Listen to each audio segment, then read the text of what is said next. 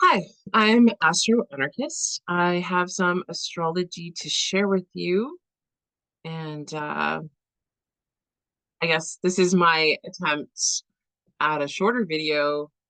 That's some of the feedback I got about the astrology of this last week of August. So this is the vibe for everyone, but some of you, based on your chart placements, will feel this more strongly than others. There's a lot of things that are going to affect your chart and how these play out. And it's really interesting how it all works. So some of you are going to have some big breakthroughs or windfalls, promising situations. And some of you are going to be going through the hardest part of your life. And the way these planets move with your energy will really vary depending on your natal chart. So if you want to know more about that, drop me a line. I'd love to know what you're curious about, what you want to learn, how I can help you. Um, if you do that before September 17th, I'm going to enter you into a draw for a free reading. And yeah, so this astrology all year has been about this new life that we're building. That, as Ram Dass says, wherever you go, there you are. So your new life is going to be incorporating some materials that you've been using for the past, like for your past lives. And perhaps there's some materials that don't do the trick, and you're not going to be using them in this iteration of you. So this is the thing about new beginnings. They always come with loss.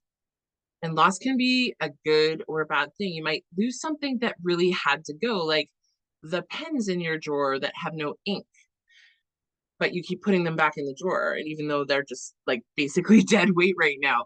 So we might lose this crappy thing that we've been trying to get rid of, but we might lose something that we didn't want to lose. And that's harder. And we might be sitting with that loss and wonder what we did wrong or decide that it shouldn't have happened. But wherever you go, here you are.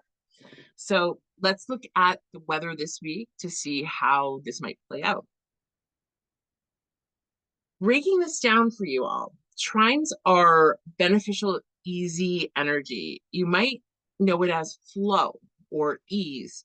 So we have this Taurus Uranus giving us a divine kick in the pants, a surprise, a change, an unexpected dinner guest that will likely relate to something Taurusy, like finances, food, real life stuff. Venus is Taurus's ruler, and in Virgo, she works differently. She's still Venus, so she knows how you can. She's really how you connect, your finances, your values, your relationships, your attraction. But in Virgo, which is an Earth sign, and it's about reality. She's looking at the details, the fundamentals. So Venus, which is like it, she mirrors. She's receptive. She wants to serve here. There's a pureness to this way of connecting, valuing and relating. It's kind of a sparse, chaste vibe. There's a beneficial energy that's going to show up and deliver what you value or who you actually value. This Venus rules Uranus and Taurus. So if you think about it, this connection, however mundane, is something to pay attention to. To get into this further, this is part of a larger formation known as a kite, and this vibe today, even more important. The three outer planets, Uranus, Pluto, and Neptune, are involved, and the energy of this wants to fly, go higher, ascend. It's sort of an ascension kind of vibe, and it's steered by Neptune in Pisces at 29 degrees. So the thing today is that it wants you to dream, to love, and I know it sounds super trite, like, but Neptune is a heavy planet. It rules victims, perpetrators. It rules light and dark energy. It rules all of us. This is like when we're saying like dream and love, like it's it's bigger than just like a romance, like you know. Okay, so I have some like I have on these slides some questions you might ask yourself. Maybe you want to write them down. Maybe you just want to vibe them. I don't know. Remember this Venus, which is they say in Virgo she's in her fall, but that's old school talk. This Venus is intelligent. She's plugged in. She's aware. This way of relating, connecting, and receiving is Spartan because of its intelligence, even though we're talking about our subjective feelings. This Venus is ruled by Mercury and Leo. So my point is, we're getting really clear on our feelings about something with this thing that happens today. We're finding a new way of understanding of our values, of being valued, or what we want through whatever unexpected thing happens. Speaking of Mercury, on the 28th, this Mercury's been slowing us down, thwarting our efforts, misdirecting our things. And it's really the reason why it does the review of Mercury, the retrograde, is because it's getting us focused. So now it moves forward. Mercury is the way that we think, we understand, we learn, we communicate. And with retrogrades, this all slows down. It breaks down so that we can focus better. So, did you learn anything this retrograde period?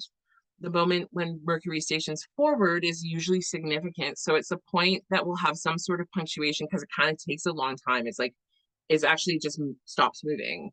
It's like boom.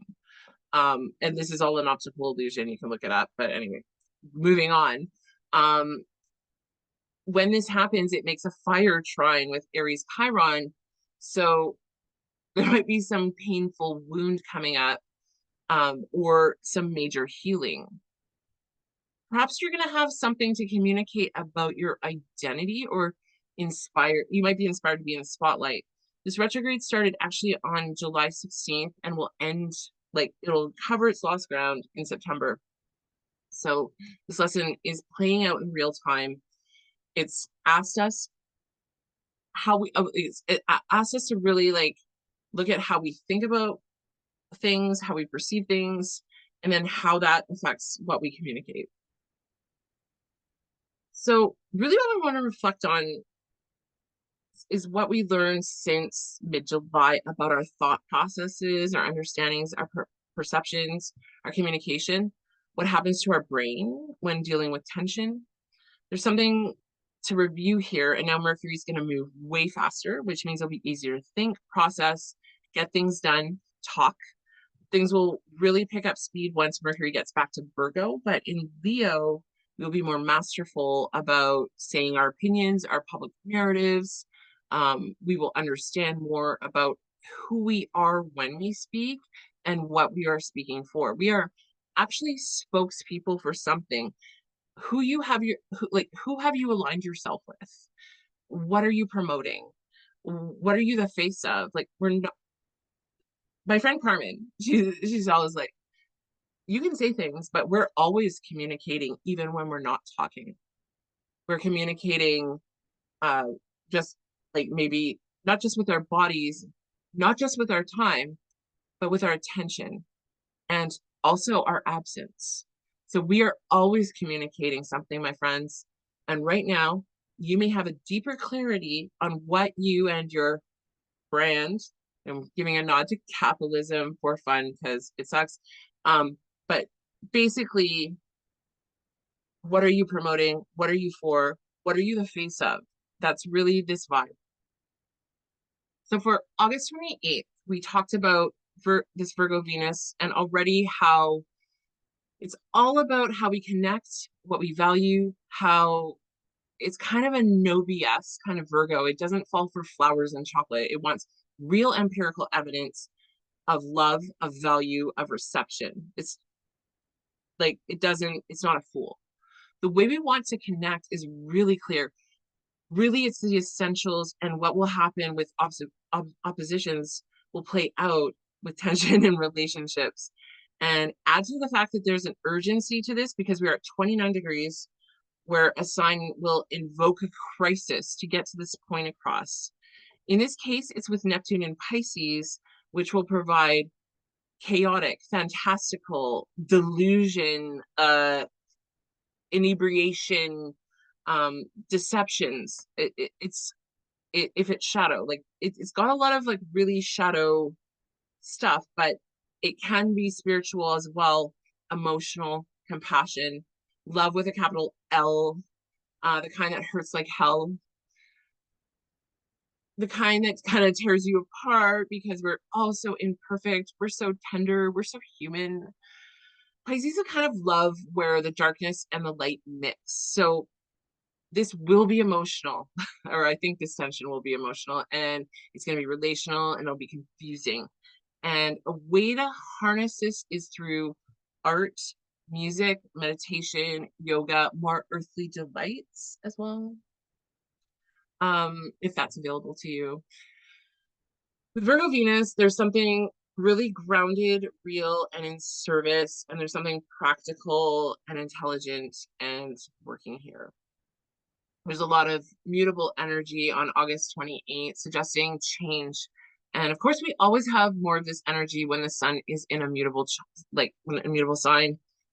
It is right now in Virgo, but we have also heavy players, Mars and Jupiter still in Gemini, and Neptune and Saturn in Pisces as well. We have dealt with a lot of more fixed and cardinal energy lately.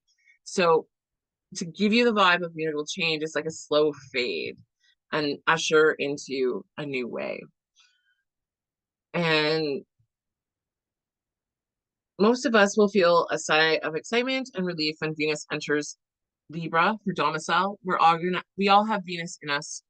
We all have Venus work to do, and we work with her every day. So she's what we attract. She's what we value. She connects and equalizes things nicely here too. That Venus says no just as much as she says yes. She's tricky that way.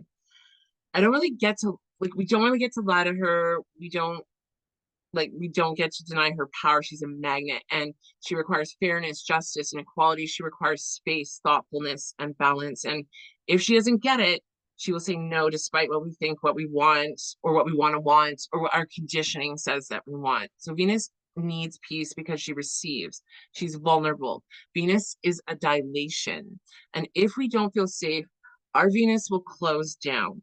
In Libra, in her home, she's powerful. She's connected to justice, beauty, and peace. So in Virgo, where Venus is a few hours before we had a critical feeling of getting to what is important and essential, what do